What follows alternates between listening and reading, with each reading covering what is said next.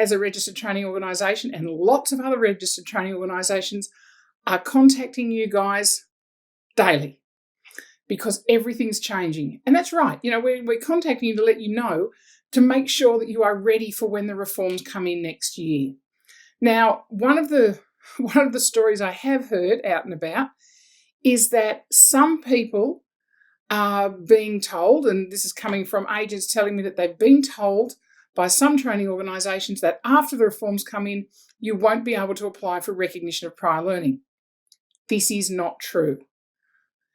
Recognition of prior learning, the issuing of qualifications, the getting of qualifications has absolutely nothing to do with the reforms.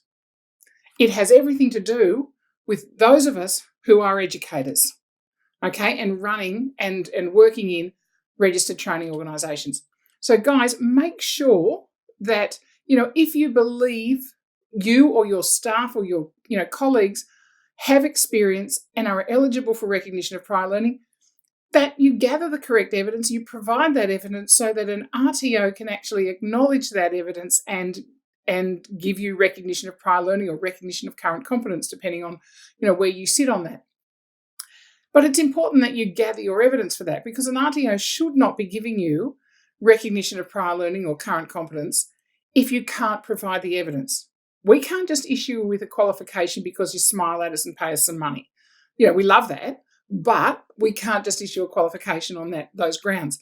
So if you've got the evidence and you've got the experience, then talk to us about that. If you haven't, or your colleagues or your staff haven't got that experience, then now's not the time to be looking for it. Put them on traineeships, put them on, government-funded programs. Anyone can get those, by the way. And make sure that they're working towards it. If you haven't got the experience, then you need to get it. Because otherwise, what you're doing is creating a whole industry, the industry that we all work in, creating an industry where people actually don't know what they're doing. And the whole idea of these new property industry reforms is about professionalising our industry, not making it worse, making it better. So making sure that you actually know what you're doing. If you own an agency, you want people who are working for you, one, to know what they're doing. If they've got a licence, they're going to be wanting to be paid more.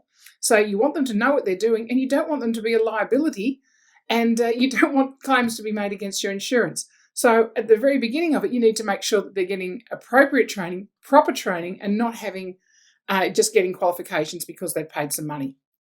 So guys, if you're eligible for recognition of prior learning, present your evidence.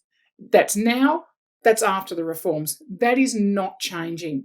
If you haven't got it, then work it through. The reforms aren't going to make any difference. But if you've got the experience, why not take the advantage of what will be an easier process prior to the reforms coming in next year? So hopefully that's made some sense and some clarity. Recognition of prior learning is staying. It's not something that's got anything to do with the reforms. It's not changing with the reforms. And make sure you're talking to us if you've got anything of an educational need or even of some property information.